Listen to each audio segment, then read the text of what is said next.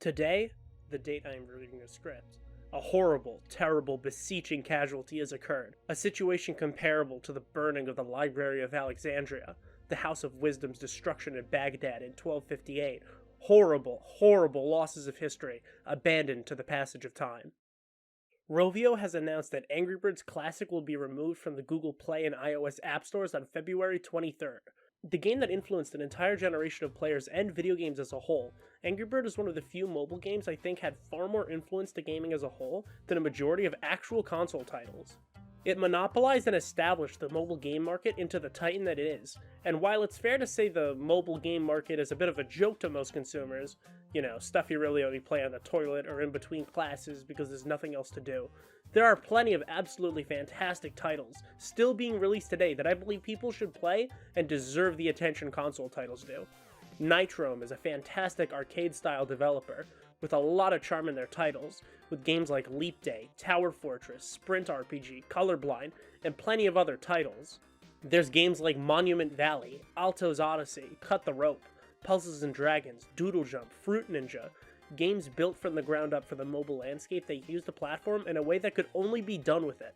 Mobile gaming is definitely a different environment than consoles, with the different pricing methods. Most titles nowadays are stuffed with microtransactions that sometimes hinder the experience, pushing you not so subtly to pay into it just to continue enjoying the game as you wanted to. The low development costs, along with little quality control, also leads to the current onslaught of garbage runners, fake multiplayer titles, and the sort caked with advertisements every 15 to 30 seconds, obstructing the experience solely for developers to profit off of the titles and nothing else. Mobile games are designed with touchscreen controls in mind, shorter play windows, smaller screens, pocket-style pick-up-and-go game design ideologies, which is why a lot of established video game companies in the past 20 years continued to flounder trying to understand the demographic, trying to port their titles onto it for an entirely different market identity, and failing pretty terribly. The games that succeeded knew the demographic, they knew people's tendencies, and they knew how to monopolize it, and on top of that stood Angry Birds. Well, why is Angry Birds finally being taken down? It's not news that the original collection of Angry Birds games that made Rovio the company it is now have almost all been taken down for years. Angry Birds Space, Seasons, Rio, Star Wars 1 and 2, Stella, and all its spin-offs like Epic the RPG, Go the racing game, Fight the Match 3 puzzle game, and Angry Birds Cheetos, a game only released in Turkey to promote the Cheetos brand. Yes, this is real. And also Angry Birds Coca-Cola, this time only in China. All of these and others have been taken down years ago, replaced with titles revolving around the visual designs from the movies, and more investor-friendly titles stuffed to the brim with customizations and other in-app purchases.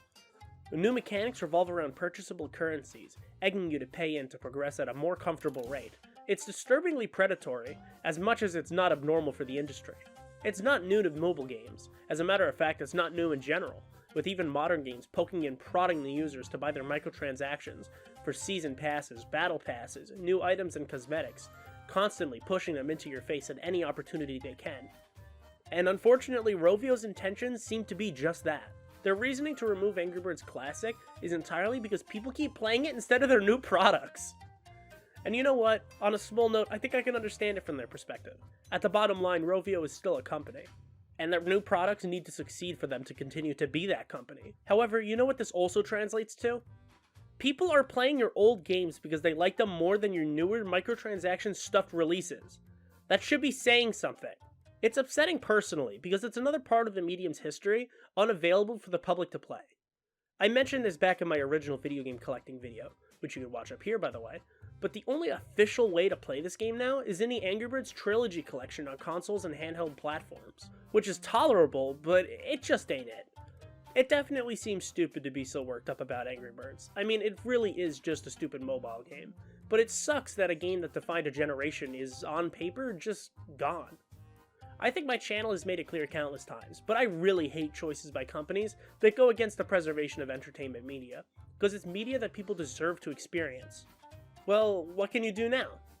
Well, lean in a little bit.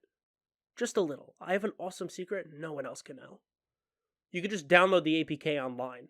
Just look at the hidden replies on Rovio's official tweet. Holy shit, there are so fucking many. Rest in peace, soldiers. What I think a lot of companies don't seem to realize is delisting products is a short-term solution to a problem they wouldn't have if they understood their fans. If people want to play your older stuff, and prefer those to newer stuff, they're going to find a way to play them, which, I'm sorry guys, is usually going to mean pirating and emulating. It keeps the profits out of your company's hands, and it's not rocket science to get working either. Alternatively, keeping your legacy content up in your control means at least you're continuing to profit when consumers go to you for your legacy content, not APKMirror or CDRomance.com. So please bring back Angry Birds Cheetos. I really need to experience that.